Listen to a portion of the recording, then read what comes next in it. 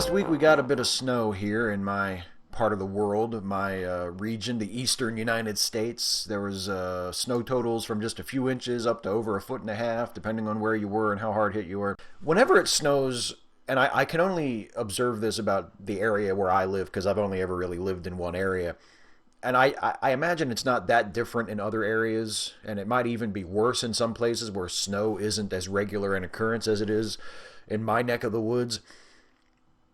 But in a way, the fact that it is a regular occurrence in my neck of the woods makes the behavior that you observe when it's about to snow all the more just baffling, just inconceivable. Every time, whether it's the first snowfall of the season or the third or the fourth, when people hear that it's going to snow today, it's going to snow tomorrow, it's supposed to start overnight and it's going to be like 4 or 5 inches of accumulation by tomorrow, whatever it is, whenever we hear about snow, we go insane. Do we forget? Does our collective memory just completely lose track of the turning of the seasons? Do we forget that winter always follows autumn every single year, that it snows around here every single year? Do we forget that this happens all the time? Because it kind of feels like we do. And I know that the media doesn't do us any favors in that regard. The weather now is like the rest of the news. It's all incredibly hyperactive. It's all designed to stir you up and get you excited. I was thinking the other day, they've done for years, they've whenever there's like a big storm, like a hurricane, they'll put some poor meteorologist out in the weather, and he or she will be standing there in like a slicker with the hood up and a microphone and just trying to shout into the camera, just I guess to prove to us that there really is a hurricane. But they only used to do that like with hurricanes or tropical storms. Now they do that pretty much all the time. If it's going to snow or if it is snowing outside, they'll have like a man on the street in the snow, and he'll do an on-site report.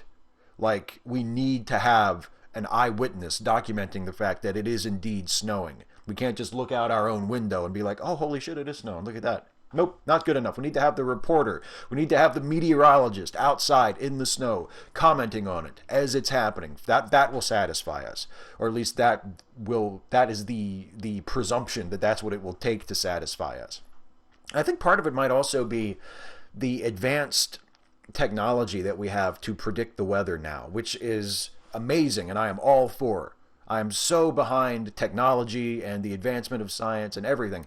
I think it's awesome that someone at the National Weather Service has such advanced tools at his or her disposal. You can track a storm in real time with radar and satellite images. You can see what's going to happen and predict to a very high degree of certainty and accuracy where the storm is going to go and how much accumulation and precipitation you're going to get in particular areas. That is so incredible.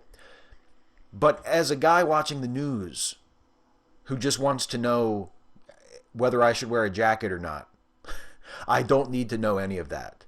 I mean, I think it's awesome that they have the satellite and they have the radar and they have Doppler, and I don't even understand what these things are. But I don't need to know any of this. I mean, the weather used to be like something that you would just toss in. It would be 30 seconds of a newscast would be the weather. And if there were schools closed or something, it would be like maybe 2 minutes. That's all I need to know. Is it going to snow? Yes? Okay. Cool. Thank you. You've done your job. The one nice thing about the snow and about the fact that everybody freaks out over it is it does at least give us something else to talk about, however banal and pointless, to distract us from whatever it was we were talking about before. Like, for instance, this year it's the Olympics, the Winter Olympics. Everybody's talking about the Olympics in Sochi. Everybody is talking about how shitty they are, how the accommodations are terrible, how the water is like piss yellow and the toilets are just bafflingly constructed, and it's just a huge shit show. And I'm not going to make any jokes about the Winter Olympics and how bad everything is, because there's plenty of that going around, and I doubt I could add very much to it. The only thing that occurs to me is, and it's kind of a, no pun intended, chilling thought, is think about this. All the horror stories you're hearing about the Olympics, the Winter Olympics this time out. Think of all those terrible conditions, all the shoddy construction, all the terrible preparation that you've heard about, lack of preparation.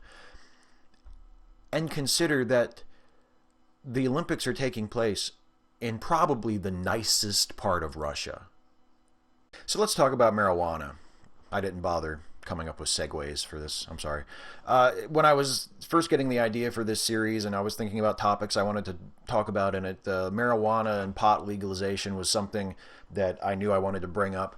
And it's not something I've really talked about very much in my other videos. And the main reason for that is that I don't smoke pot. I never have. I never really wanted to.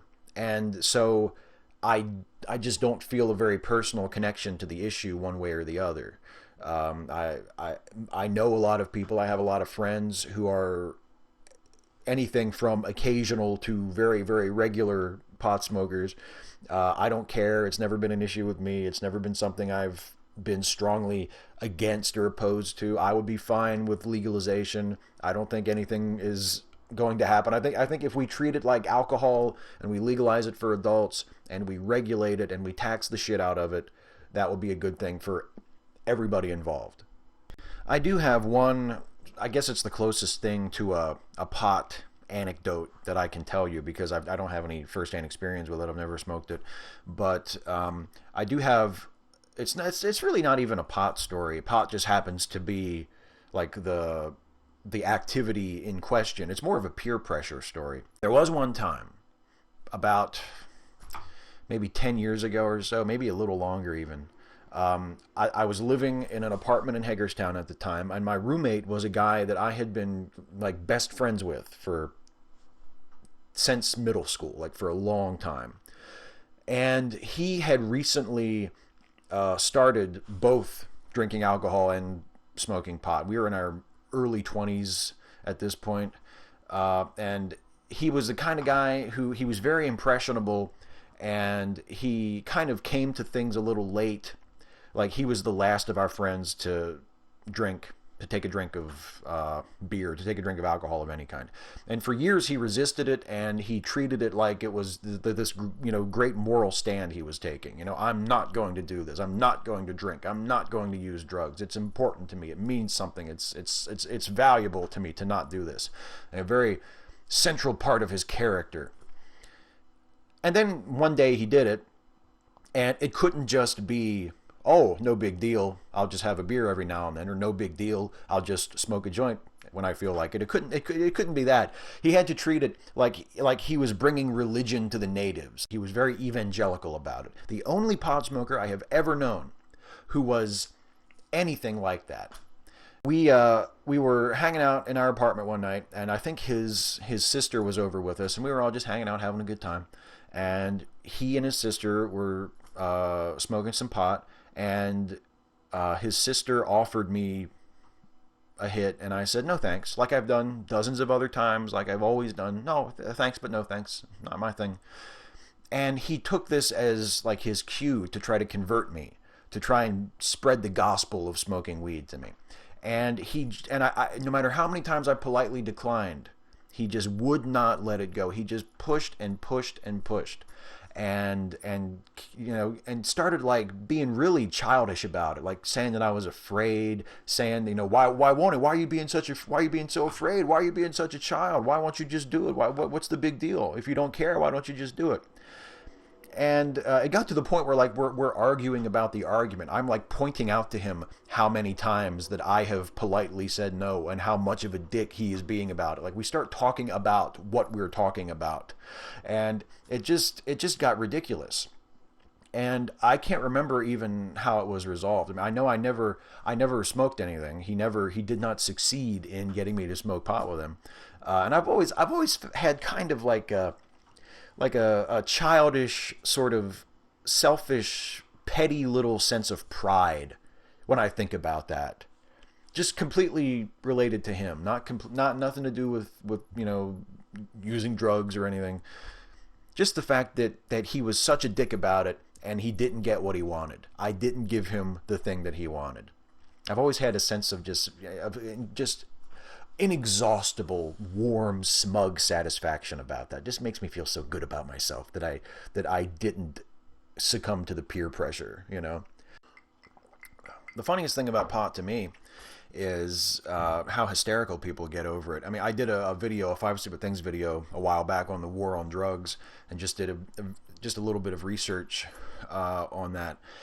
And when you see the numbers of how much the government spent in the 90s and the first decade of the 2000s on preventing marijuana use under the theory that it's the gateway drug, it's it's astonishing how much money has been spent to such little effect to get people to stop using what turns out to be a relatively harmless drug. And in the meantime, while they were focusing all their attention on that, while the influence and the financial resources of the federal government were being spent trying to get kids not to smoke pot, thousands and thousands of people were getting addicted to meth. So, good job.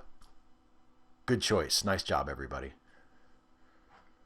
I don't know. I forgot to write endings too. So no segues, no endings. That's just gonna have to be it.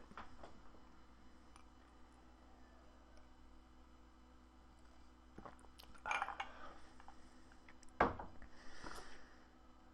serious. How was it?